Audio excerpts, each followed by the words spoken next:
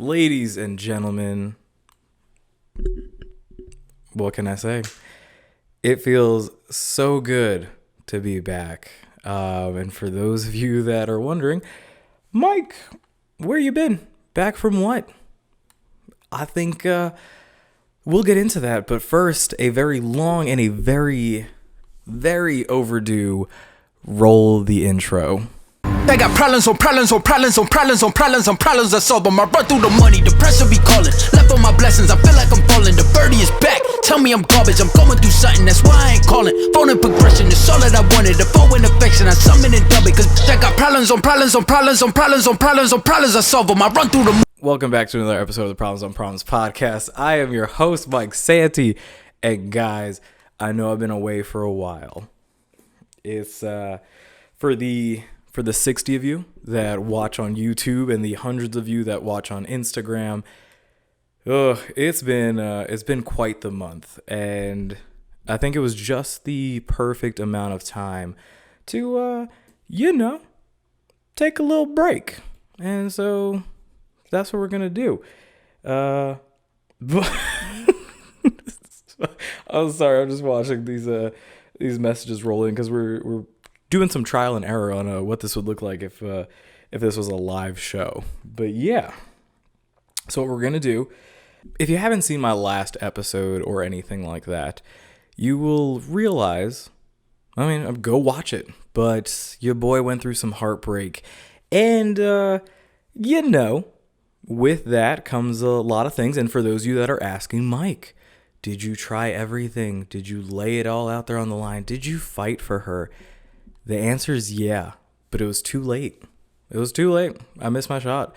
And it's something that I'll regret for the rest of my life, which is fine because we learn lessons and everything like that. Hopefully we learn lessons. But it was a tough pill to swallow to know that it wasn't good enough, or that it wasn't good enough. I was too late. And so for those of you asking, yeah, I tried everything. And now we just accept that this is what life is. This is where we are. And we try our best to move on. But really, I thought it'd be cool to see what other people thought I was doing in this spare time. Hello. So what do you think I was doing for the last month or so? I think you were feeling and going through the motions of what life has to bring sometimes. you were definitely doing your best to live your best life. Going through a lot. Trying to get over your situation. Maybe a little bit of spiraling. My fiance was a little concerned about you. It looked fun though. It looked really fun. I would describe it as some got you fucked up, you're down bad. And when I look at your shit, I'm like, oh my god, he's really going through it. I feel like Mike has been going through something similar to the 5 stages of grief, except I'm calling it the 3 stages of an unexpected life speed hump. Not speed bump, because it was bigger than that. The 3 stages being 1, self-reflection, 2, saying fuck it and just having some fun. Just having a ton of fun. Taking a break from the world. Plethora of people ready to make your experience a positive one. And 3, good old-fashioned mental rest. You figure it out. You rose from the ashes and you're spreading your fucking wings. You sharing it is also, I feel like it was a good thing, because at least it was out there and you weren't holding all that in by yourself, you know? I want to give a shout out to my mama. I want to give a shout out to my boys back in the hood. We made it. We on problems today. Yeah, you've heard it from a bunch of people where, if I had to put it into words, I was living life for the last month. If you want a chronology of things that happen, I'll give you that. But I guess I've been doing some soul searching, if we want to call it that. Really just kind of regaining or reclaiming who I was. So just to give you all the timeline, Christmas Eve and Christmas, probably by far in my 30 years of life, the absolute worst Christmas Eve and Christmas I've ever had, which I thought was going to be the opposite. Like I purposely did not go see family. Didn't make plans or anything like that because I wanted to kind of just like, I was so busy. I'd been so busy in December and November where I just wanted a day or two or a weekend where I knew like I didn't have any commitments. And what ended up happening was honestly I'll say it was the worst Christmas ever. Like, not only did I feel alone, I felt isolated, semi-betrayed, whatever you want to call it, but I was definitely in a low spot, a low point this past Christmas where I did not anticipate that. And so, plus that, which led into, really, if you want to call it that, it led into a spiral into me going nuclear. Relationships ending, not only just like ending, but like, we're not going to go into there. But yeah, relationships ending, the way that they ended, the way the whatever was left of that relationship ended was just kind of not what I expected, nor what I believed I was prepared for. And that kind of led to me more or less like spiraling around the holidays. So that weird week from Christmas to New Year's Eve, I basically went off the rails, and not like crazy stuff. Like I wasn't committing crimes or anything like that. And I wasn't like harming myself, but yeah, no, I was not in the best of places mentally. And really it got to the point where I had friends and family checking in on me and stuff like that. But then I literally had like friends taking me out of my apartment, not by force, because, I'm not that crazy. But yeah, friends kind of taking me out and about so that I wasn't just kind of trapped alone with my feelings. And that, like, although they understood that I had to feel my feelings and kind of make it through that, to put it poignantly, I was just kind of, I don't know, I was soul searching and trying to, I guess, rediscover myself. But I was taking care of some business. I was learning to love myself again, in the sense of, when going through this kind of nuclear phase, it's really easy to blame yourself and kind of not like who you are. And I got to the point where I really just like, I don't know. I was either trying to numb myself, and I realized that wasn't too healthy. Then I processed all those feelings, and then I've kind of just like tried to come out of it, almost, if we want to call it metaphorically, like a phoenix rising from the ashes, like every basic girl says. But yeah, no, I really think I did have to like burn the whole thing down before I could come out of it and really get to, quote unquote, build from the ground up. But really, it was internal work, like a work in progress, if you want to call it that. But timeline, because I know we started that before I went onto this tangent. Timeline, after we'll call it the worst Christmas of my life, I really was just like in a place where I was taking care of business, but also when I got back to just being alone or being me, we're talking like some healthy things, but talking about like not sleeping. I was like sleeping maybe like 2 or 3-ish hours at a time per day. And really 3 is max. Like I was sleeping like 2 hours at a time before my body would like jolt me awake and not allow me to go back to sleep. So I was really I would stay up until about like 3, wake up at about 5. And then because of all the anxiety that I felt, I would go out on like runs, walks around the town, around the city, really just to kind of get those gears moving, get to a place where I was just, walking or moving, but also distracting myself almost, or kind of trying to process things. I feel like I process things a lot more when I'm moving around, as you can tell by me fidgeting and moving my hands all the time. But yeah, really just getting to the point where I would wake up at 5 and then I would do whatever I wanted. Obviously I'd work. I would go to the gym, anything that would make me kind of like tired or sore or anything like that. And it was weird. And I know it was because my cortisol levels were through the roof, but like 2-a-day workouts, eating like once a day, sleeping 0 hours, sleeping like not 0 hours, that's an exaggeration, but getting very little sleep, really just, it wasn't affecting me negatively. Like I know for sure mentally I was already stressed out to the point where like I was, if you think of a rope that's fraying, like I was at the point where like the rope had already snapped, and I was more or less in survival mode, and I didn't like it, but I also didn't like the alternative, which was like not feeling great, not feeling like myself. And so fast forward to New Year's Eve, my friends took me out. We'll talk about that story at a different time, because that was a good one. I'm glad I did it.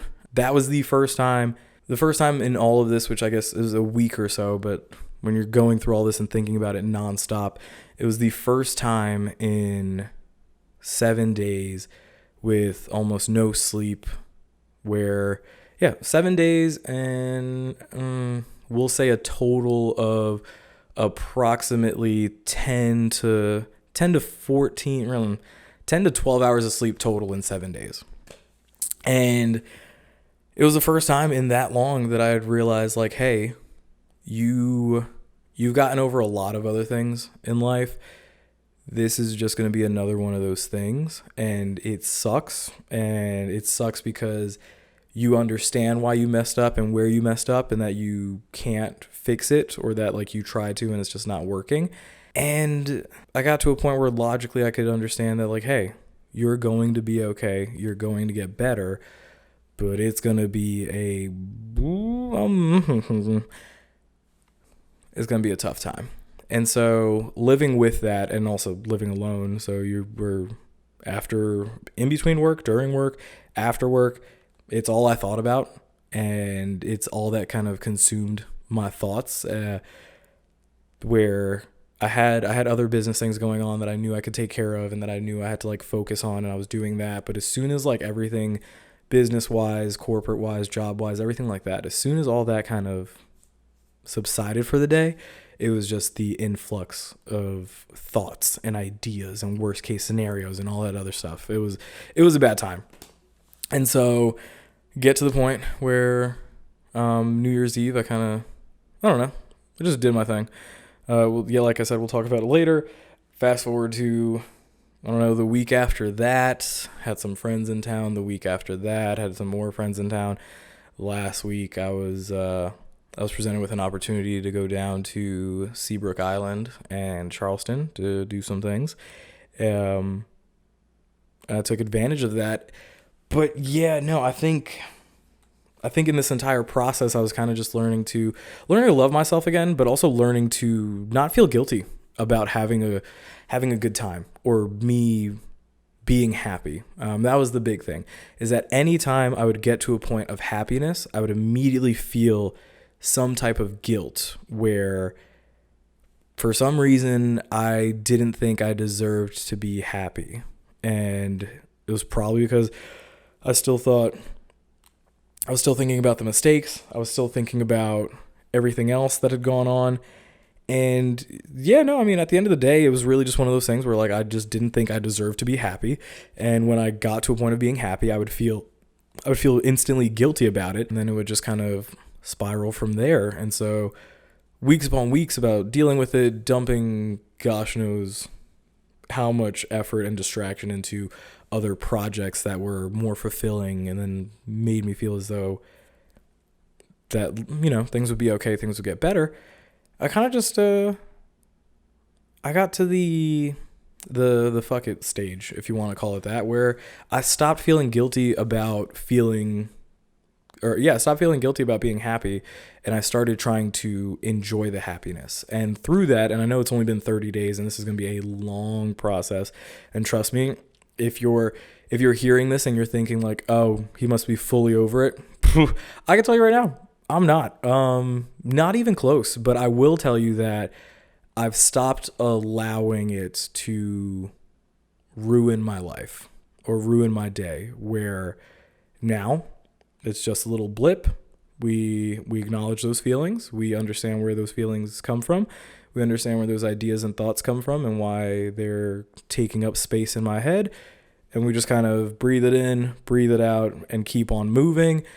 But yeah, that journey, that's a long journey. And I really don't know what the timetable is going to be about it. I wish it could be like done yesterday, but I do understand that things will keep progressing, things will keep going, and that is life. So it is what it is. And although I'm not fully over it or even close to over it, or even in a point in time where I could feel like I can be vulnerable or intimate or anything like that with others, that was too much information. We just live. We live, we love, we learn, we do all that stuff. And I guess if there's anything for me to like take away from this in this first month of just kind of taking a step back, is that number one, you're allowed to live your life. You're allowed to take mental breaks here and there, as long as your responsibilities are still being met in life. And even then, sometimes if it gets to the point where you can't, you're allowed to take mental breaks and kind of take a step back from those things, as long as they're taken care of, whether it be by you or others. But I had this written down, but I mean, I also just understood that, like, for now, for those of you wondering, I'm gonna stay single for a bit. Really just kind of recalibrate, enjoy life, learn to live life with not so many constraints and rules, if we want to call it that, where I'm kind of, not want to say done, but I'm not in any rush to fall for the wrong person. I'm like, why rush getting into a relationship with the wrong person when the right person's out there doing just as much work as I am? And I know that the right person will show up in my life at the right time, if we want to call it that. So to put your worries at ease, at least in the life of romance when it's Mike, I'm good. I'm totally fine being single. That's what I keep telling myself. No, I know I'm going to be fine being single, but also, like, I'm in no rush for the wrong person to come into my life. I'd rather just wait it out and wait for the right person to come in. But yeah, if there's any kind of lesson for y'all to learn from this, I would just say love yourself. Love yourself where you're at. Don't be so hard on yourself of where you think you should be or where you think things need to go or anything like that. Like, love yourself where you're at, and know that it's okay to not be okay. Like, I know we live in this phase where everybody's like super into like, positivity and growth and all that stuff, but like, we're humans, and I think it's okay to not always be okay. Like, sometimes you do have bad days, and I think that's totally acceptable. So with that, we'll take a little break. We'll come back with a debate club and some Friday follows and get you guys ready for the rest of your week. I really don't know when this episode is going to come out, but we'll do that thing. P.O.P. And we're back with the great debate. However long ago, a month ago, I asked you guys, which animal do you think you have a better chance at out of a tiger, a brown bear, and a silverback gorilla? And 43% of you said you would take your shot with the brown bear. And I know that y'all think you're gonna survive because if you play dead, it might leave you alone, blah, blah, blah. No. Bears eat you alive. Bears will eat you alive, and you will feel every part of that. And honestly, I don't know, there's science and stuff or statistics out there about like playing dead. I'm not taking my chances with a bear or something that's gonna eat me alive ever. And for that same reason, also not trying to get into it with a silverback gorilla, which 18% of you are, and then 39% of you, I'm gonna agree with the 39% that are. If you think so really, this one's really a debate in you're gonna die. You're gonna die. Which is the best way to die? Because I know I asked you which one you think you have a better chance at, but you don't have a chance against any of these. Like, you really don't. Like, maybe you could scare a brown bear off, but in my head, these things are already in attack mode and you're screwed. But I'm gonna agree with the 39% saying that they have a better chance with a tiger, and that's only because I think I'm just taking the L on this one. I'm gonna take the L. I'd rather go out quickly. Let's not prolong this thing. But yeah, this week, would you rather lose your thumbs or your big toes? Both very important appendages for very different reasons. But yeah, which one would you rather lose? Your thumbs or your big toes? Let me know in the comments. Let me know in the polls. I still don't have an answer on this. I think I'm going to go big toes, but then like you can't walk without your big toes. But you know, whatever. I'd rather have thumbs anyways. But who knows? Let me know in the comments. Let me know in the polls and we'll talk about it probably next week. And with that, we move over to the Friday follows, which this week, after a month hiatus, follow your boy. Follow your boy, Mike Santi. I'm Mike Santi 18 on all social medias. I've been rocking it. Yeah, to your own homework. I've been doing the thing, been podcasting. 2022 is a big year because we finally have the podcast studio. We can have guests in here. Things are going to start ramping up like crazy. So follow me at Mike Santi 18 on all social medias. I'll even put in my Snapchat if you want. It's different. It's Santi Mike, I think. If you search Mike Santi 18 on Snapchat, I'll pop up. I'm pretty sure I'm a public profile, so go crazy on that. But yeah, follow it up, like it up, get those numbers up. 2022, we're doing big things. But with that, guys, don't forget to like, comment, and subscribe to the Problems on Problems podcast channel here on YouTube. Don't forget to follow us over on Instagram at Problems on Problems podcast. Twitter, not like I use it, but at Problems_pod. What else? Oh, yeah. Follow your boy at Mike Santi 18 on all social media, guys. And honestly, like I always say, and like I should believe myself at most times, especially like this, if it's not a good time, hope it's a good story, and I will see you next week.